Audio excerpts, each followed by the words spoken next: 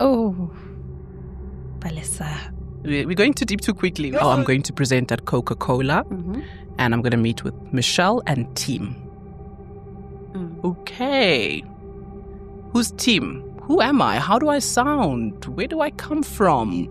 And am I comfortable with this? Today on the podcast, we're joined by a powerhouse in the world of communication and confidence, Bissa Debunking. She's a seasoned HR and talent professional turned award-winning public speaking coach and the founder of Unforgettable Speakers, where she helps professionals speak with clarity, confidence, and impact. With a background that blends corporate leadership, Christian TV presenting, and coaching over 21,000 individuals.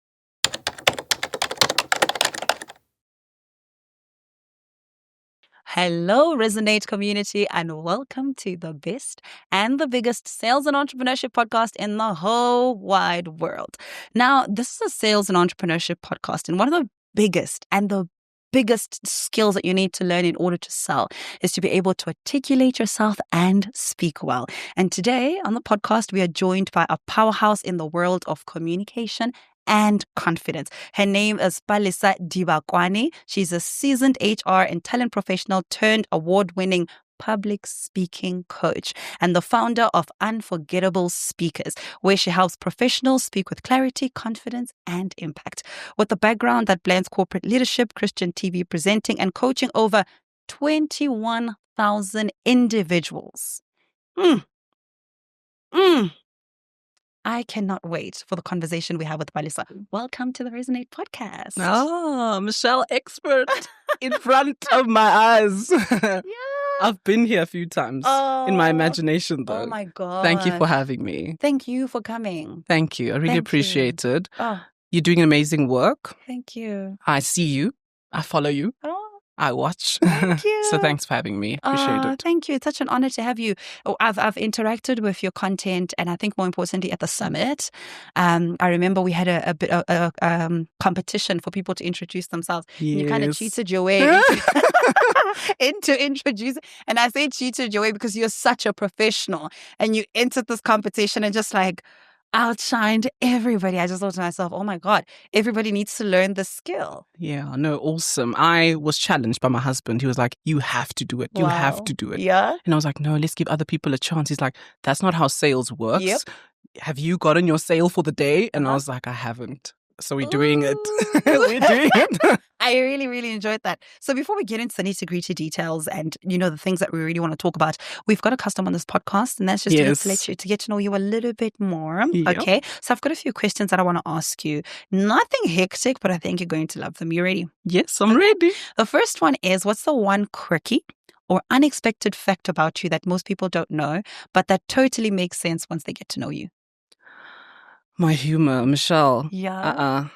I think I was sitting here with your PA earlier, Yeah. and she was like, stitches, stitches, Are you stitches. I've got a bit of a weird. It's like, why does she say it like that, though? That's how I am. So even in my teaching, it's that exaggerated, this is not how you want to do it. And people are like, hey, did you have to go all the way that way? I'm like, exactly. My humor, definitely. That is so interesting. Yes. That I wouldn't have guessed that. No, I've got a bit of a weird sense of humor. Dark sometimes. Yeah. It's a bit like on the edge of, do you want to laugh at that? Really? Okay, that's Yes. interesting. Well, I'm sure some of it is going to come out during the rest. No, of this you'll get a feel for it. You'll get a feel for it. Okay, cool. And then my second question is your journey. If your journey so far was a book, what would the title of the current chapter be and why? That's a good. Ooh, the current chapter would be called The Crossroad. Ooh, The Crossroad. tell me why. You get to that point. You're a full-time corporate girlie, but you feel like a full-time entrepreneur. It's like, what's happening here? Yeah. And at that moment, it's like, all right, now we need God to lead the way. That's like, good, Bissa, you've done well up to here. You've been faithful with the little. Now what? Now what? We're at the crossroads. At the crossroads with Bissa. I think a lot of people find themselves there. Yes. And yes. the crossroads is usually the point where you have to make a decision and stand Yeah. by your decision. It's no longer like, oh, Lord, wherever you take me. The Lord's like, I've taken you so far. Hey. Now you must decide. He's like, I was like, should I enter 40-day fast? And he's like, you know what you need to do. Yeah. You know, when you're at that point, I'm sure you can relate. And I say this because I've been hearing you speak about obedience. Yes. Yeah. And I'm like, Lord, I'm listening. Yeah. But I'm scared, but I'm listening. Yes. It's so hard. It's hard, but I really believe that we are given the grace. Yes. To transition to the next road or to continue with that road that the Lord wants us. But that would be such an interesting chapter in a book. Yes, no, definitely. I've got everything now. You know, I didn't have a mentor, now I have one. Yeah. You know, you're like, no, it's at that point. You can't just walk around with like the things that you had last year. Exactly. Or the things that you did not have. True. Because I was like, as much as I know the path, the timing matters. And God says what? At the right time. Yeah, He'll make it happen. Yeah, at the right time. Mm-hmm. Oh, Bissa. We're going too deep too quickly. We're still in the fire questions. Listen, this is how the fire questions always go. It's like, it's so quick. Yeah, they kickstart the conversation just like way ahead of us. And I think my second question kind of leads into this crossroad. My third question actually leads into this crossroad chapter. And it's basically trying to figure out, if you were to think of young Bissa, are there any early signs that you look and you're like, those were signs that one day I'd be empowering people to just know how to use their voices on big stages? Yes, I'm fortunate enough to have it like that. Yeah. I had planned that if you're not going to introduce me, I'll introduce myself as I'm a village champion. What does that mean? That means I am the child from my village that my village says, please keep waving the flag. Right?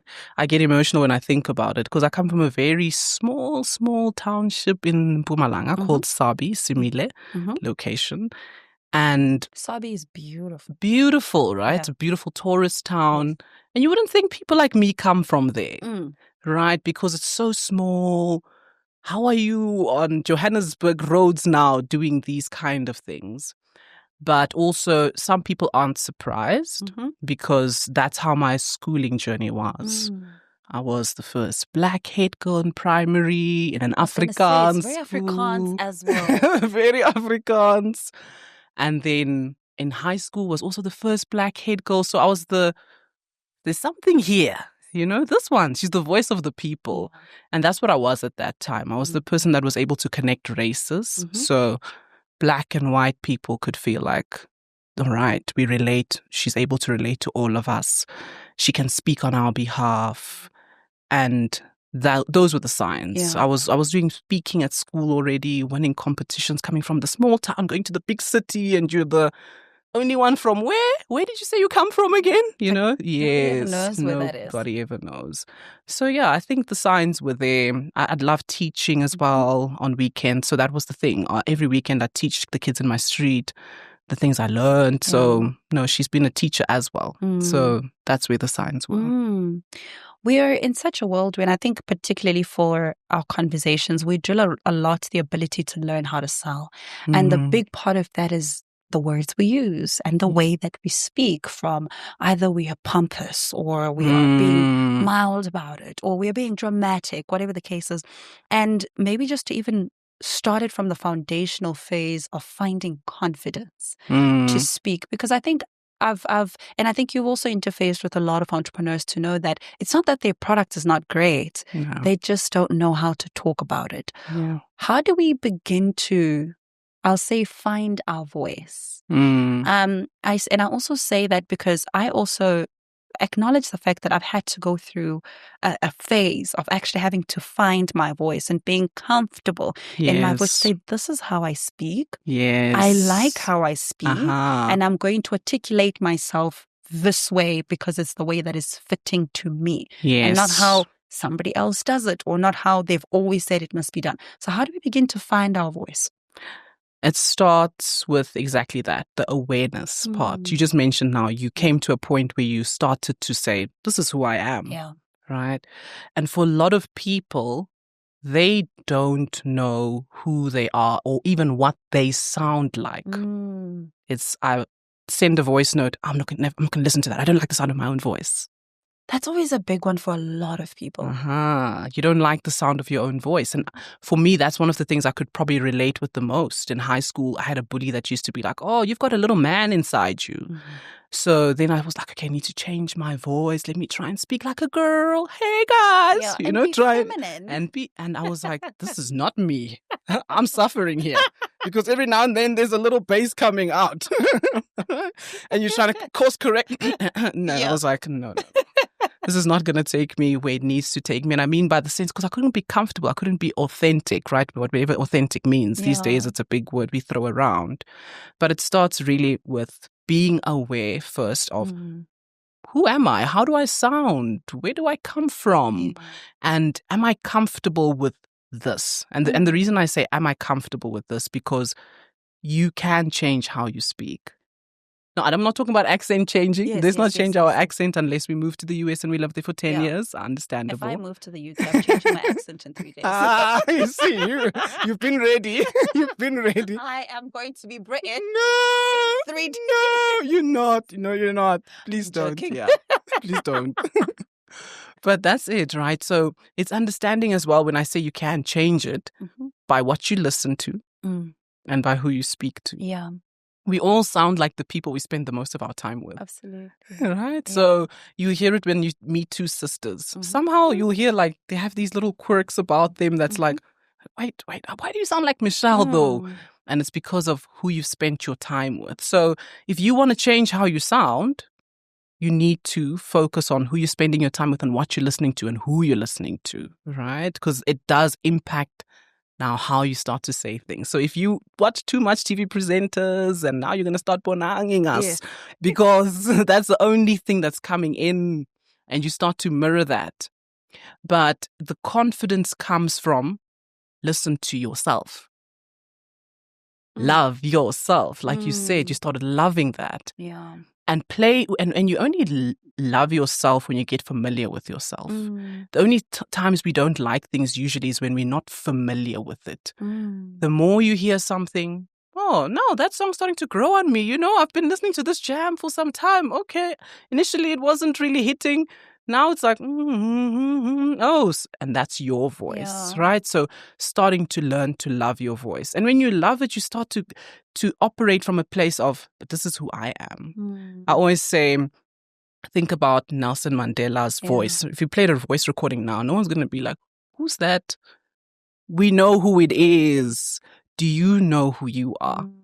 And do you like it, love it, and know that? I always say you have the responsibility to let it echo even when you're not around. Like this is definitely Michelle speaking. I love what you're saying a lot because I can relate in that in so many ways. So I think there was a phase in my life where I had a lot more bass. It was like, I think it was a development phase. And I remember like my guy friends used to be like, oh. Every time I talk. Why do they tease us? Yeah, it's like, oh, you sound like this and so.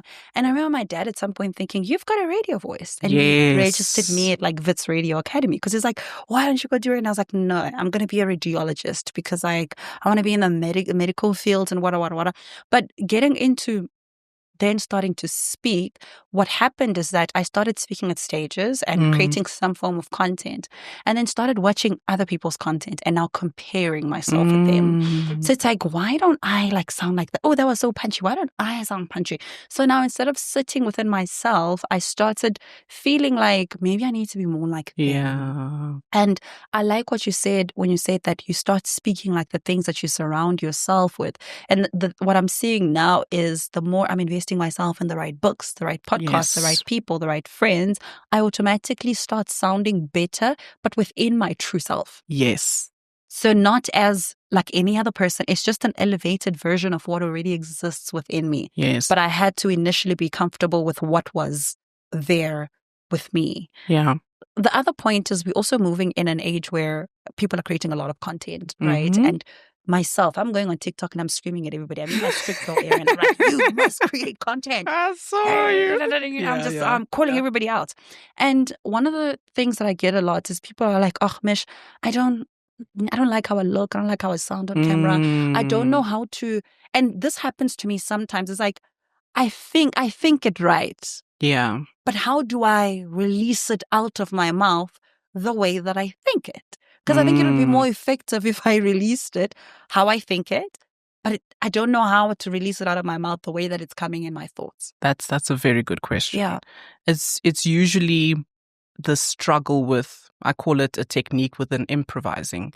Thinking fast, but speaking just a little bit slower than usual. Yes. Because the speaking slower helps you to decide how you want something to sound. I did that slower on purpose because I wanted to emphasize slower instead of just saying slower. But it helps you to choose, I want to emphasize this word and I want to keep it for a bit longer. So instead of just, hi guys, I'm live, I'd go, hi, I'm live. It's a choice when you speak slower, how you want to sound. So with thinking fast, though, what happens is, that's why I created this thing called a pressure test. With the ability to think fast, you can quickly decide it's not going up, it's going down. Yeah. This is going to be emphasized, this won't be. But a lot of people, we lose that muscle after school. Oh. Remember school? Exam was 2 hours. Yes. 20 questions, 500 marks, whatever amount, right? Yeah. And there was pressure. Now there's no more pressure. Interesting. You read a book at your own pace. No one's going to be like, did you finish chapter 8 by Wednesday? There's no more pressure. And that's where people are like, but when I was young, I have clients that say this, when I was young, I could do this so well. And I was like, there's no more pressure. You're relaxed. Your mind is doing what it does every day, the job that you do and nothing else. And now you have this pressure to speak. So the ability to think fast, it's quite important. I'm sure you've done that in TV. If you've done live TV, you get that, I can't make mistakes here really now. No, it's time to go. What happens in a moment while you're presenting and suddenly a crowd runs into the background? You're live. Do you scream at them? No, you have to keep going. Exactly. You're like, oh, wow, great crowd here. Yeah. But that's what TV presenters get to do, is think fast, solve. There's no going back here. Yeah. But with us, we have this, I'll record and delete, record and delete, record and delete, right? So it gives you the option to, so go live more if people want to start getting used to that ability to think fast. Go live. Because going live is, I'm under pressure. I can't really say, okay, guys, scratch that. Let's try again. No, we've seen you. No, you're right. It's like, you're done. Exactly. And that Good to go. And that pressure will help you to start exercising that muscle again. Think fast, but speak slow. So I speak very fast. And even when I speak fast, I think that I think faster than I even speak. Maybe you do. Because it's like, if I try to speak or if I try to like pace myself, I start losing my train of thought. Because I feel like I've already thought through what I wanted to say. Yes. And I'm already on the other like side of things. I'm just like, I just want to get this done and I want to move on. My question for you in that regard is pacing. How important is pacing, and how do you determine where to use what pace? Yes. Or is it even like a personality thing, or is it like there's just people who are like fast and loud, and then there are people who can be like slow and, very calm? No, I think it's an instrument we can use and choose how you want to use it. And I say this because think about when you want to tell a story, right? You can immediately go into that state, meaning, oh, that day was so exciting. Oh my gosh. I've changed. I'm Bissa, the slow speaking coach, right? I say slow speaking because I always try and speak slower. But it's choosing the pace according to the mood you're trying to set. I see. Right? Are you going to go onto your TikTok live and shout at people? You're in that mood already. Yeah. So you're speaking faster, you're even clapping. Everything is going with the pace of what you're speaking at. But then you remember this at the end of your TikTok video when you say, so remember what I said. You didn't speak fast there. Yeah. So we all know when and how to slow down. It's just at times we choose not to because we're afraid. Some people are afraid. They actually just want to get to thank you or press that red button. Yeah. So it's just remembering that when I want to emphasize, if something is very important, instead of over-explaining it, it can have a better impact by just pacing it. So what we do instead is we say the same thing in many ways because I want to emphasize. So what I'm saying is wear your white jacket, the jacket that is white, the one that's not brown, the one that, and instead of wear the white jacket. Same importance, but a better impact and more concise, right? So that's just the difference. With the sparse speaker, you find yourself now you're going to say the same thing in a few more circles. Because then you feel like you need to continue speaking. Yes.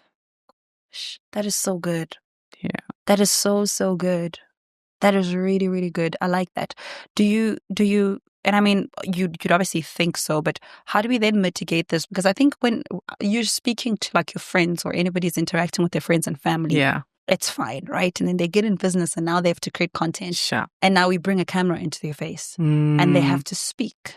Now they're speaking, yes, with the knowledge that they have, but with the insight of Michelle's videos, Balisa's videos, everybody else's videos that they've watched and potentially how they could have compared themselves to the people that they look up to or the people that they follow.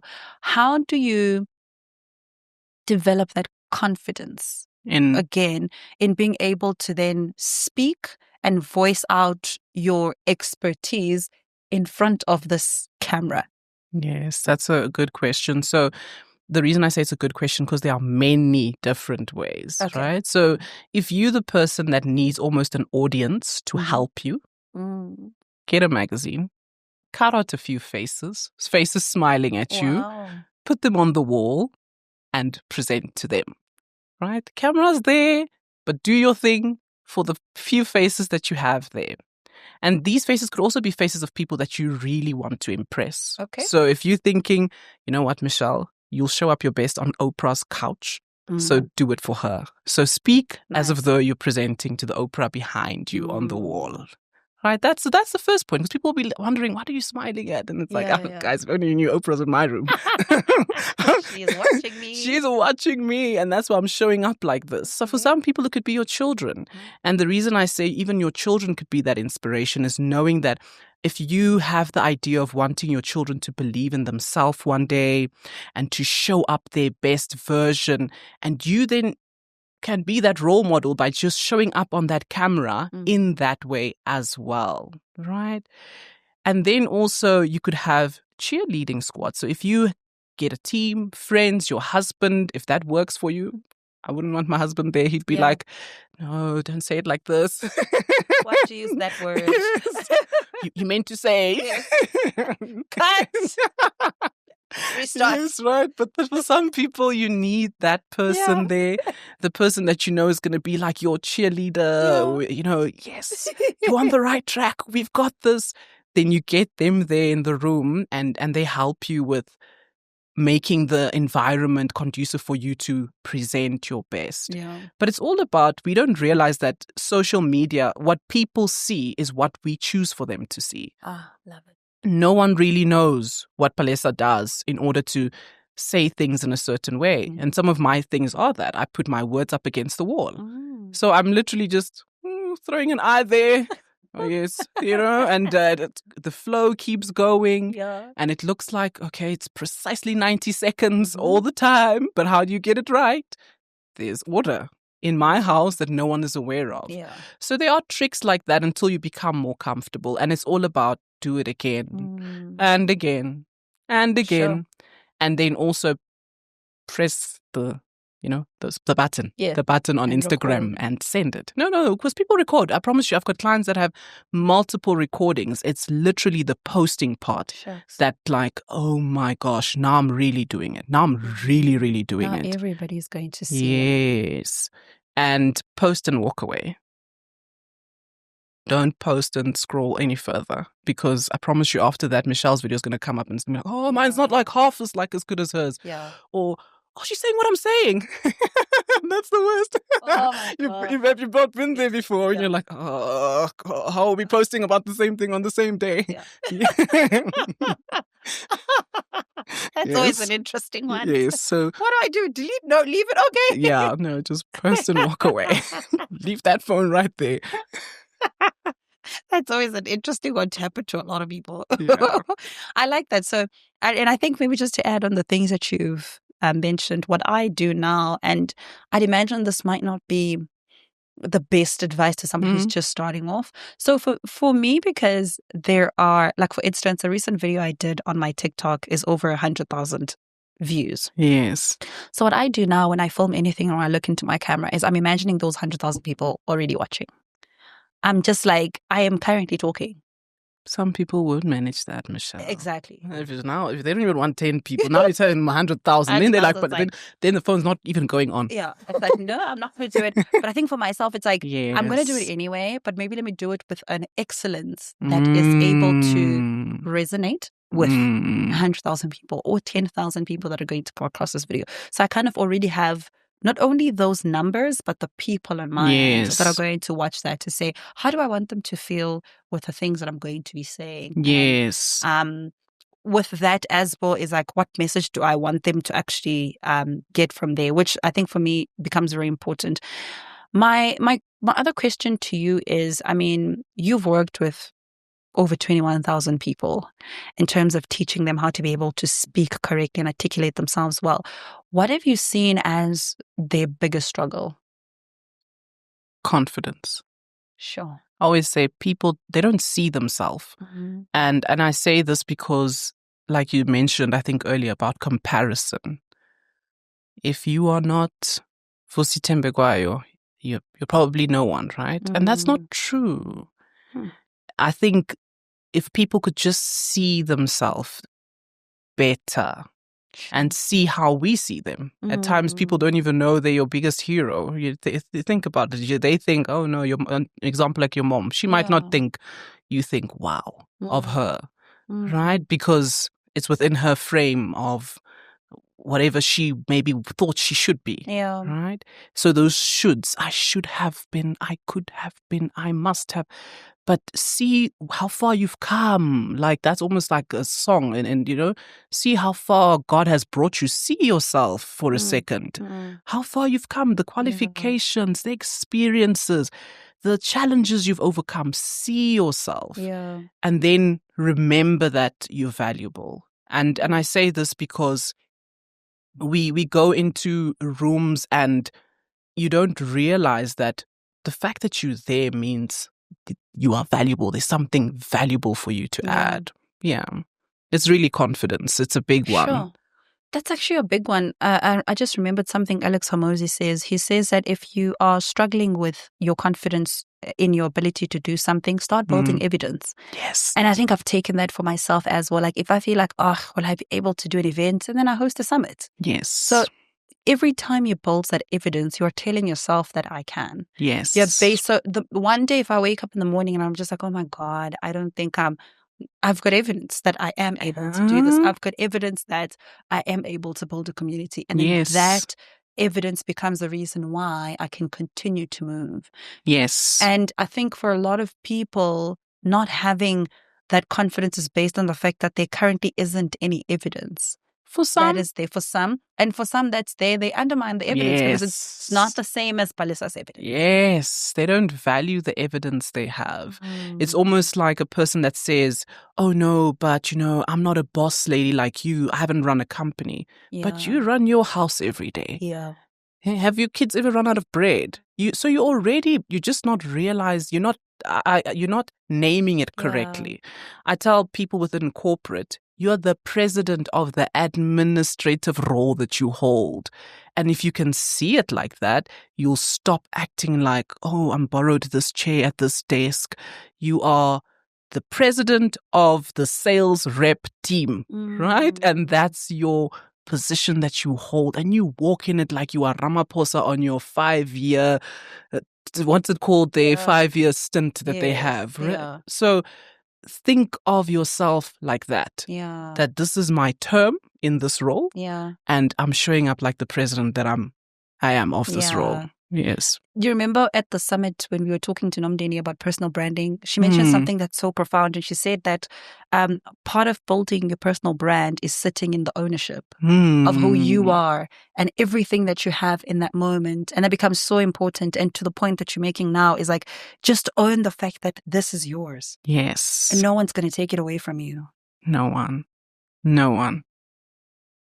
Part of the biggest things that I always hear, and I think I mentioned this briefly, but I want us to debunk a few myths. Yeah. And that's the whole conversation around being able to speak, and people kind of associating that with being extroverted. So some people don't speak because they're like, yeah, I'm an introvert. I always just keep to myself. So I'm not able to articulate myself like that. And I think I want you as a professional in this regard to kind of, debunk that myth. So how can, maybe to even make it more direct, is how can somebody who identifies themselves as introverted communicate effectively within their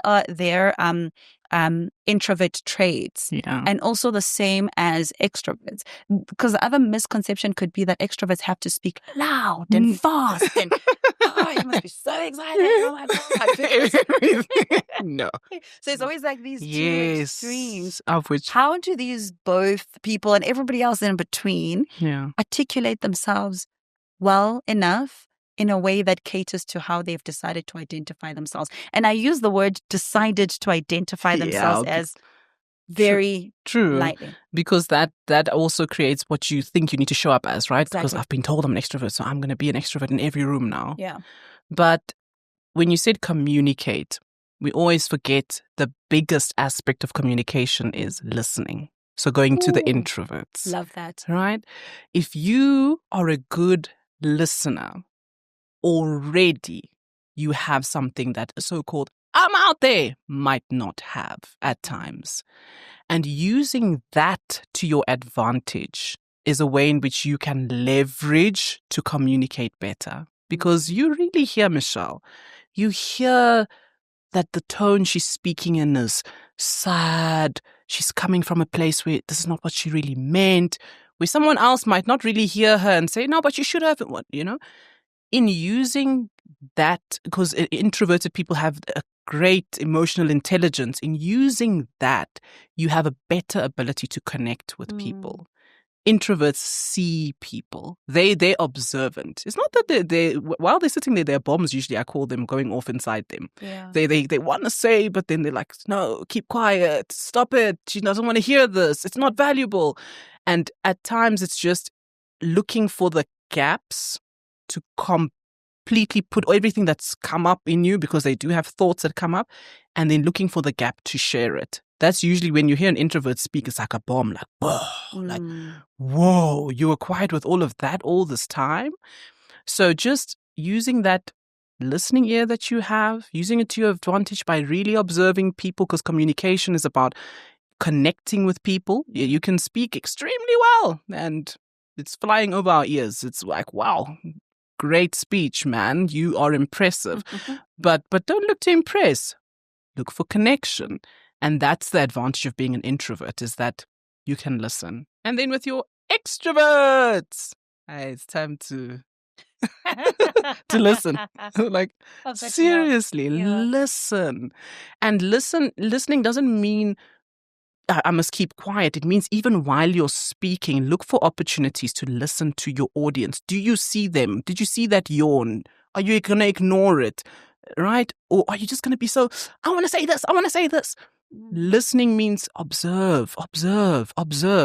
People look tired. Let's have a break instead. Let's have a stretch, but not throw information, without what is the feedback? What is the feedback? That's the full communication loop, is including the listening. So the balancing act is just let's improve our listening, either up or down. And the one up meaning use it to your advantage, and the other one, increase more of the listening for you to be able to connect better with people. Is there a correlation between, or is it even possible to listen and speak at the same time? I'll tell you why. I did live TV interviews, right, for a show. And I was meant to interview people that like were attending the show, and those people came. And, you know, behind the scenes, before we start rolling, I said to them, I'm going to interview this. Oh my God, what am I going to say? But also, if you ask me too many questions, I won't like have the answer. And they're like, yeah, but how do you do it? And I'm like, you know, both of those things happen at the same time mentally for me, obviously, because I'm rolling and I've got a bit of experience in this. But I think for people who, for instance, want to come to podcasts and you know, we don't send full briefs of like Q&F, what we can ask you about, or they want to do more interactions online. But there's that fear of, will I be able to think enough about what I'm being asked to answer in a timely way that doesn't create awkwardness within there, but also at the same time, like for instance, going live online. A lot of people are scared of that. Yeah. It's like, how are you reading the questions and the interactions and listening them and interpreting them and having the right wisdom enough to respond, but in such a timely manner? No, that's the thing. Timely. What does timely mean? When it comes to interview answering questions, I always say, no one said, and answer us quickly, please. That's so true. They never say, yay. Yeah, Putuma, we're busy. Yeah, no. Your pause actually makes it look like you're taking into consideration what you're saying. That what you're saying is being put together, right? Because we come from class and school where it was 1 + 1, 2. The first one to answer wins. And that's not how it works in the real world. And the reason I say that pause and that silence can be as long as you want it to be, especially because when you're speaking from a perspective as a leader within, let's say, the workplace, you need to consider the people. Everyone, when they take what you're saying, they're taking it as this is final, this is the word. You need to be inclusive. You don't want to answer quickly and then you're like, oh my gosh, there's black people in the room. You know? Yeah. And that usually comes from that pace of, the person's not even halfway through the question, you've already have the answer. So pause and say to people, wait, let me think about this. You look into your, okay, my audience usually women, okay, between these ages. And then you give a holistic answer rather than, oh, no, I'm on it. Oh, I'm on fire today. And you actually offending so many people. You're feeling like you're on fire, but take your time. It's really okay to rather think. And think about this. When a person pauses before they say something, the one waiting gets more intrigued. Yes. It's like, ooh, this is going to be good. Builds an excitement. Exactly. It builds an expectation. Sit on the edge of my chair. Oh, I wonder what she's going to say. I'm like, yeah. Have you noticed that? I mean, and that's why I said earlier, I was very intentional when I said how these labels that we want to identify ourselves as. Have you noticed that sometimes people can be introverted in a specific environment and people be extroverted in another environment? And usually, right, I could stand to be corrected, but usually what determines which environment they get to show up as this person is their level of authority in it. So in a room where you feel like, I've got this and I'm cool, you're most likely to show up as an extrovert because you feel like you kind of are in control. Yes. And then in a room where you feel like now I'm sitting with Oprah Winfrey, with all of these people at the court. Oh my God, you know, like now it's like you're the one that's coming up. You become a bit introverted. Yes. But it's situation based. Yeah. And I like what you said earlier because then you said, whichever one you decide to show up as, this is how you mitigate. If you're obviously in a room where there's Oprah Winfrey and all the people you look up to, maybe listening is what you're there for. Exactly. And not to talk. Yes. Whereas maybe if you're in a room where people are looking to you to then I'll give the information, then you do that. I resonated with that so much. I love that. I love that you resonated with it. Resonate. No, I definitely resonated with that so much. And talking about this introverted and extroverted is like you get people and entrepreneurs, people that are self-employed, we also very guilty of this. Is like online, we eventually master how to show up online and we start doing the content, right? And then after we start doing the content, we start doing pitch decks for clients. And now we must show up in the boardroom to present our ideas to people who have all the millions and all the budgets that we want. And then there can be a bit of pull because Yes.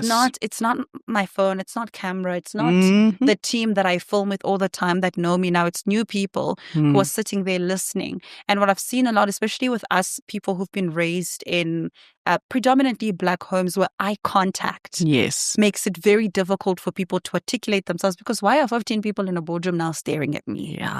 Yeah. And how must I speak? Are they listening to every word I say? And you overthink. How do we show up in those spaces in a way that allows us to sell whatever it is that we're selling in a more effective way using our words? Yes. So before using your words, I think the research that goes into going into that room. Yeah. Right. A lot of people will make the research. Oh, I'm going to present at Coca-Cola and I'm going to meet with Michelle and team.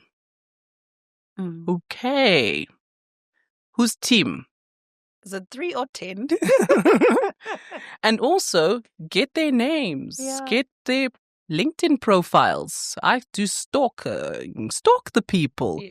And then you figure out, oh, so I'm actually meeting Michelle and Steph and Cabello and Refilwe. And all of these people have these huge titles. But when I go onto LinkedIn, oh, but I studied with Refilwe at UP.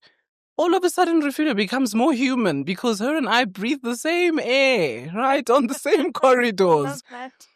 And then I find Cabello on TikTok dancing with his kids. Oh, he's just a daddy. Now, I say this because it's really the perception we have of these people that really crushes us. When you start realizing, but Michelle could have been my aunt's daughter. They've got such similar personalities. But it all goes from going back and doing a little bit of the research. If it means calling the receptionist and saying, listen, I can't find Lindy on LinkedIn. Tell me a little bit about her. I'm meeting with her tomorrow. Research will really help you to already walk in there with a bit of, okay, these are just people. And if it really doesn't help you, even then I say, remember, if you find yourself looking at audience members and getting that, oh my gosh, it's the executives, it's whatever. They all sat on someone's lap at some point drinking milk. Oh. See, right? No, it's no longer these. It's actually, and they'll be like, what is it about us? Why are we amusing her? And it's like, no, I see who you really are. You're a person. So in that, just your perception of people, not saying that you should undermine people, but just lower it. Like, they are human. God loves you. He loves them. And that's why you're in that room. You're in that room because you deserve to be there. You've worked your way to be there. They wouldn't have called you if you were the last on the pyramid, right? You're not the one that they want to see. They've given you their time because their time is valuable. And so is yours, though, right? And then when you do get there, because you know these things about them, the research that you've done, and part of the research would mean you could look at, okay, finance profiles, analytical. So if there's a CFO, I know he's going to ask me a lot of questions. If there's a marketing, probably expressive. So with her, I need to tell a bit more stories. These things will also help you to profile them. Now, when you feel that, okay, I know how to connect to majority of these people because my pitch is prepared in that way. Yeah. It has a story. It has the numbers, the data, the facts, and I'm ready for questions. The preparation is everything. If you're not prepared, guys, I'm sorry. Let's just not go. Let's postpone. Sure. You know what you're saying is so powerful, because I remember when I was in corporate and when we were doing sales training, it was literally like what you're saying was literally what would be the first way to get into these pitches. So to play the scenario out to you, is like we would go pitch to a travel agent. Yeah. And they would have like 20 or 30 of the travel agents in the boardroom, and you're pitching to them of all of these places that they need to send their clients to, which is the properties that we manage. And I remember we used to go into these training, and the training sessions would be do a lot of research around those people, because you don't just go there and say, hi, my name is Michelle and here's my pitch. It's like, do you have any icebreakers when you go in there that allow you to create a free environment, not only for yourself, but for the people that you're interacting with? So building that likability when you walk into the room that enables people to connect with you. So now when you're presenting to them, you're not, they sent a girl called Michelle to come here and present about what they do. Exactly. It's like, oh no, it's actually that girl who, she built, Yes. we like her so much. And they, Yes. it becomes that's your thing. 100%. And that is so powerful. And it has to translate very well in how we are interacting with our clients Yes. and moving forward. I want to translate our ability to speak into copy, right? Where we do a lot of email writing now. Captions are a big thing. Yes. We usually translate what we are thinking on paper, and then what we are thinking with how we said. How do we merge the two? Because I do know that sometimes people will say, it's just easier when I talk, but when I have to write it down, it's hard. And then there are people, like I know my husband will say, if I write it, yes. Beautiful. I love writing. It comes out excellent. I use the right words. But in terms of speaking it, it's different. Whereas I say, like, I speak it very well, but writing it's like, oh, whatever. What are the tactics we can start using to merging the two? We're in a different age. Let me tell you the cheat code. You said it at the summit. AI has come and AI is here to stay. So a good one. You mentioned now people that can speak it. For me, that's how I am. If I think about a video even that I want to post or record, I'll say it to my chat GPT and I'll be like, passionate about this thing and saying it in all the broken English that I have. Yeah. And I'll be like, please articulate this in a more compelling way for a reel. No, because Balissa's passionate. But Balissa also needs to be professional on that platform. So, but why are we struggling? Let the typist type and then ask it to script. And then for a person that's not good at speaking, you throw it into an app called Teleprompter and you read. You read your teleprompter. You don't have to memorize everything anymore. So we can show up on social media the way we want people to perceive us. That's very true. Because some people think about 10 minutes, especially if you're doing a bit of a longer form. How are you going to remember all those points without all the cut? Oh, wait, let me start again. Yeah. Yes. Yeah. Just as we wrap up this conversation, there's something you did at the Resonate Summit that I really fell in love with. It's like I can't stop thinking about it. So I was like, that was so genius.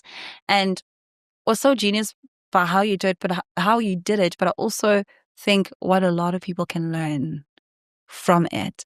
And I want to tie that question to how people can actually work with you if they want to learn how to speak better, if they want to learn how to articulate themselves better.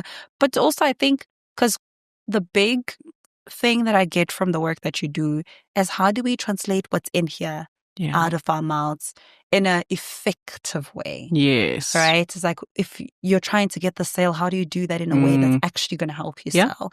If you're trying to create a certain emotion in a crowd, how do you then do that effective enough to that specific goal that you want? So I don't know if you would be able to do that pitch you did for us, please, at the summit. Yes.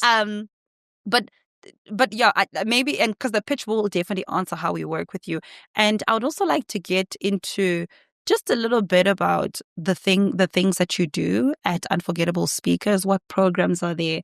How can we get in touch with them? And what kind of person are they created for? So that, I think there's a lot of entrepreneurs who watch our podcast who need specific things like these to be able to work with somebody that helps them show up, that helps them speak. The other thing I will say is we've had incidences where we invite people to the podcast that are doing amazing things in their entrepreneurship journey. But even during the recording, we actually realize that they cannot articulate what they do, like in a conversational way. Yes. So you go through this lengthy conversation, and then you actually haven't gotten much.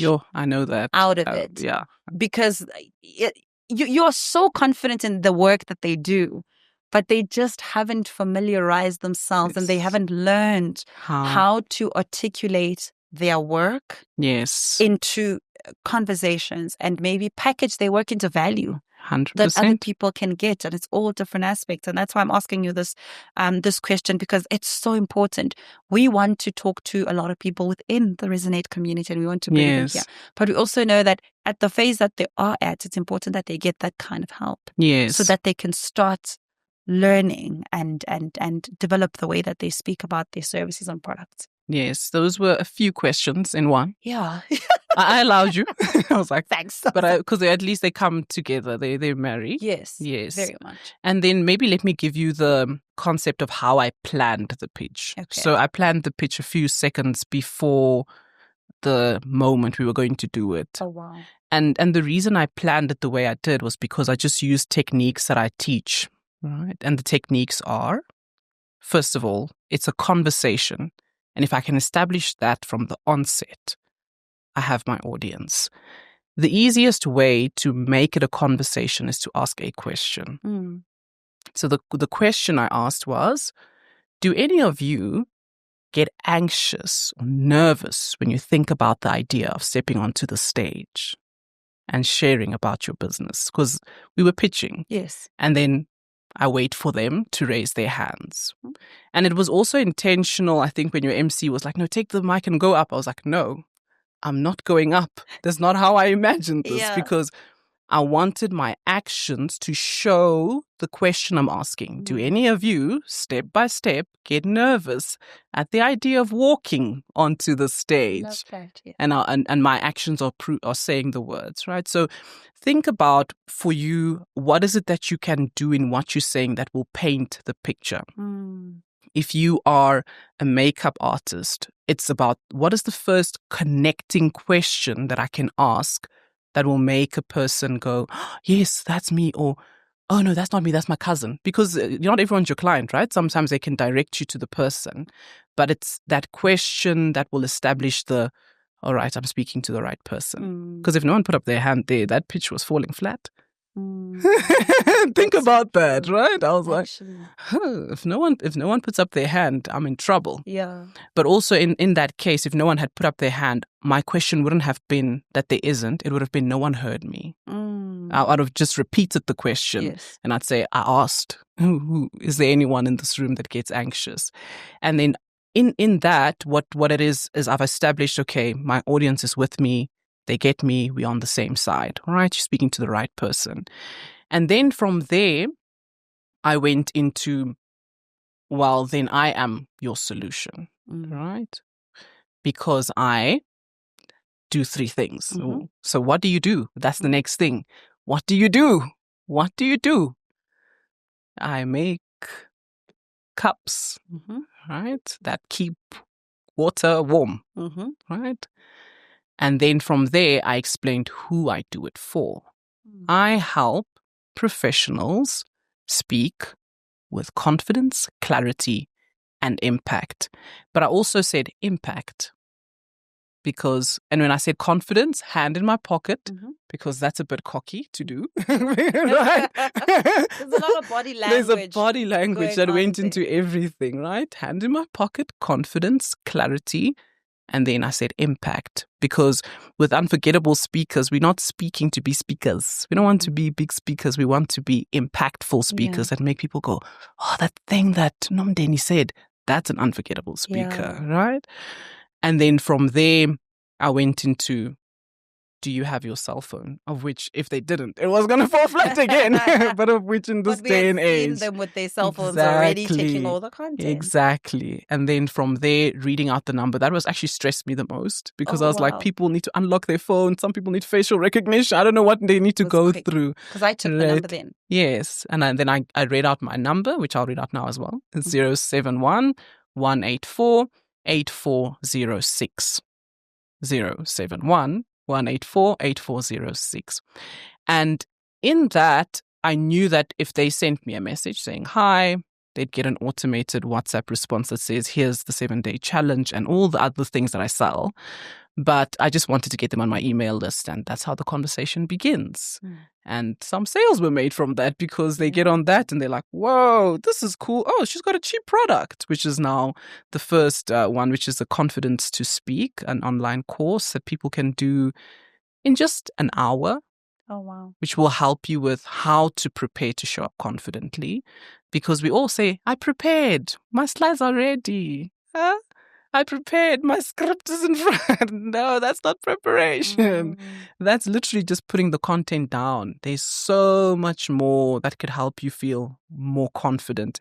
And also just teaching you that the nerves They will be there, Yeah. but we can mask them. How do I Mm, throw on something that people don't see? Because by slide 3, 4, you're comfortable, that's good. but just the beginning. And then there's also other courses, which is the one that you're speaking about now, the improvising, being able to speak. I call it off the cuff, like Unprepared speech. unprepared speeches. And the reason I call it off the cuff is because the generation 2000 can relate to what I mean. That they call it that. Okay. I have no idea what that is. Exactly. But to be able to speak in moments where, hey, what's your opinion in a meeting? And you thought you're not pitching to the meeting to give your opinion. You were going as a bench warmer. I don't know why we go to meetings expecting not to speak. But either way, because people will say, I was caught off guard. I was like, you couldn't have been. Yeah. What do you mean? No, I didn't, because it wasn't my meeting. I was invited. Why were you invited? But either way, and I'm not going to shout at people now. It's not the time. Too late. It's too late. Yes. So just that course. And then there's the 8-week Mastery Inner Circle. That is the course where I say that's the main course, where with a group of professionals, about 14 in a cohort, I take you through 8 weeks from confidence to speak all the way to how to present your PowerPoints, how to use your body language, how to answer questions, how to improvise. It's quite a lot that we cover. Yeah.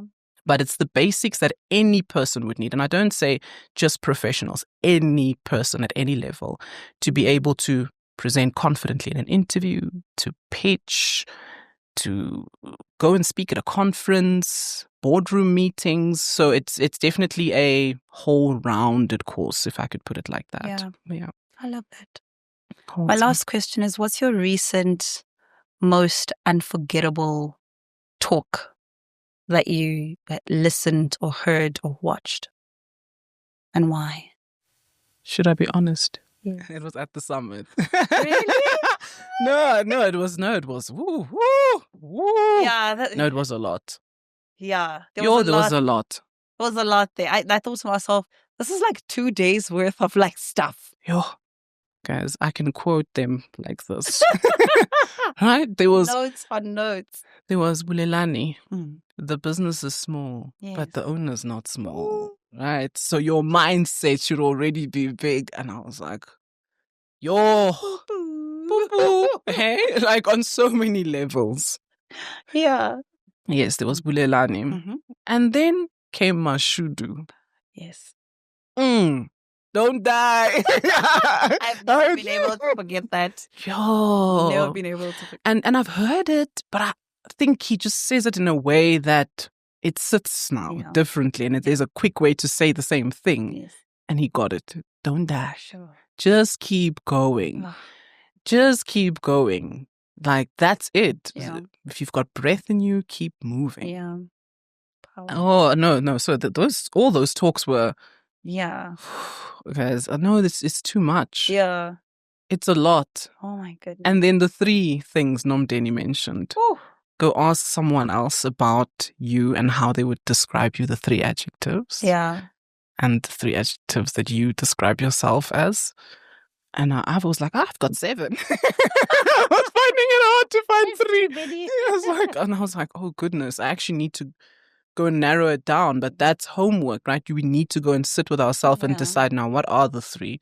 And does my husband agree? Yeah, but he better agree. Yeah. So that was really the summit. Really mind blowing, memorable in every way. I'm so glad. I'm so happy. Yeah. Oh, Bissa, thank you so much for joining me for this conversation. It was so beautiful. Thank you. It was actually so calming. Yes, you also made me feel like, we're just having a chat, and it's quite okay. It's like a cool, chit chat. I always say to people, it's like we're having coffee together. Yes, it is. It's always very chilled and very lovely, and I enjoy this very much. Awesome. Thank you. Thank you for coming. Thank you. Whew. Resonate community, I hope that you enjoyed that conversation. I hope that you took that number that Bissa mentioned and you got in touch with her. There's so many resources that she's got that can help you learn to speak more fluently, speak more better. And I think the more you're able to speak better, I promise you, it will start translating into a lot of things that you do, into a lot of things that you write, your captions, your content, voiceovers, whatever it is that you're trying to be good at. So please, please, please get in touch. We hope that you enjoyed this episode. If you have any questions or any aha aha moments that you had, let us know in the comment section, because you guys know we are always good to bring our guests back again to say, actually, there were more questions. Let's get into it. And we always are willing to make sure that you learn. So thank you so much and have yourselves a beautiful one. We'll see you guys on our next podcast episode. Goodbye.